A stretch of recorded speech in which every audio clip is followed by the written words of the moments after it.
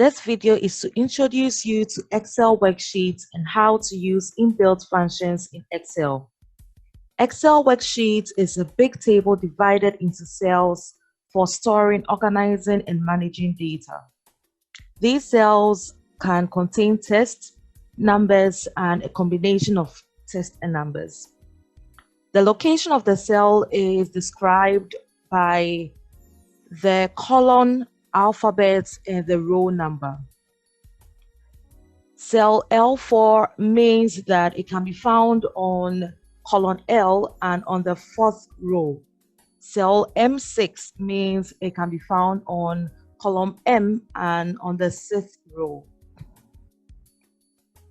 You can also have multiple worksheets, and you do that by simply clicking on the plus button and it opens a new working environment. It is important to organize your data. Data can be displayed horizontally and vertically.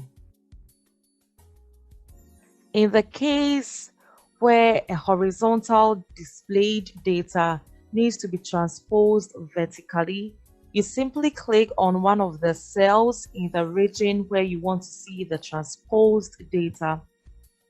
You go to the formula bar and make sure you always begin your formula with an equal to sign.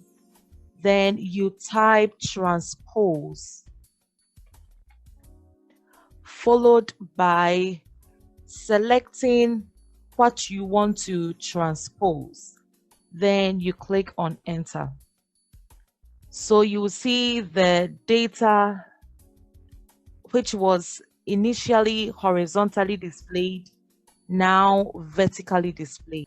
The Excel application also allows for formatting. You can format the style, the size, and also shade the cells. You simply do that by right-clicking on the cell, and you can bolden the text, italize the text, change the font style or the font size. Formatting tools can also be used to convert numerical values into percentages, decimals, currency, and more.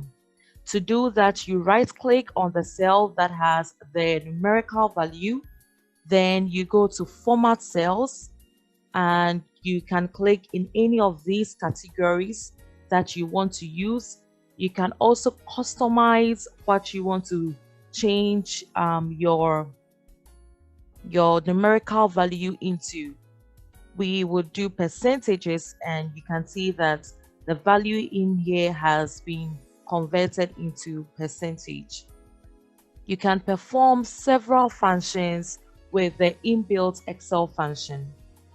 Example includes the sum, average, count, max, sign, as well as many others. In this exercise, we want to calculate the sum of the abundance. Another way to also do it is to type the individual cell names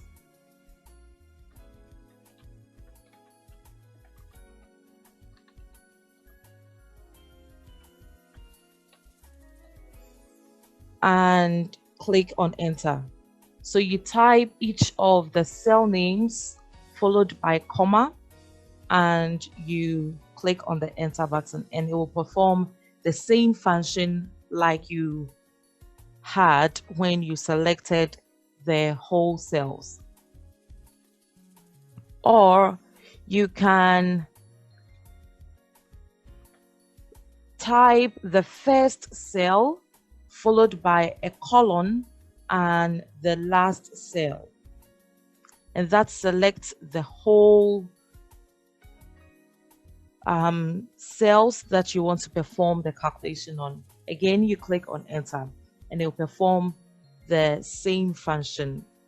To perform a count, you begin with an equal to sign, type your count, then you select the cells that you want the function to be performed on.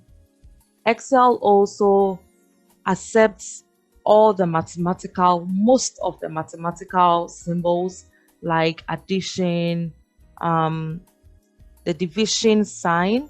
So we have equal to, and we want to divide cell B12 over cell B13, and you click on your enter.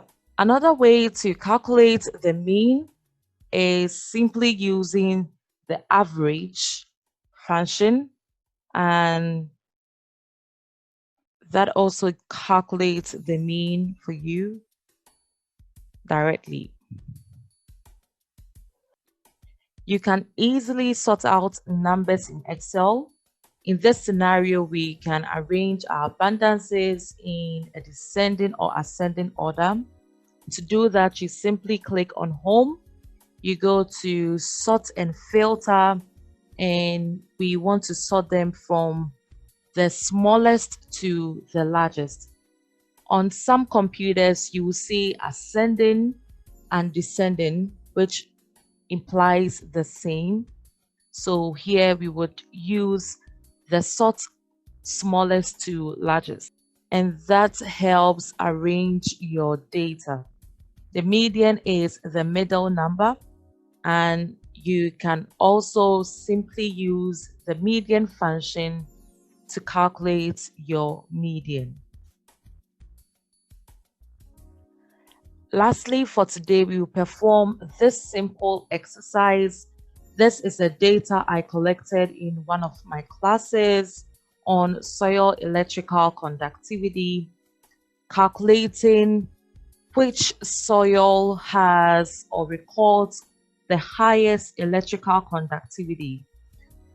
To calculate the mean for the clay soil, you start with an equal to sign followed by the function.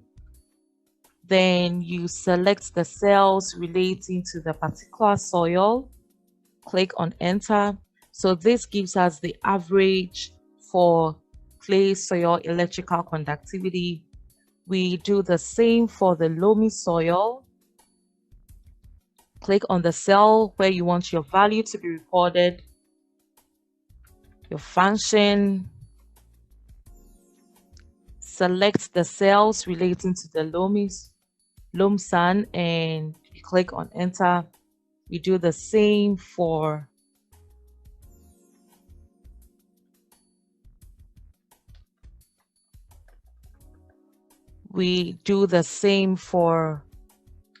the last soil.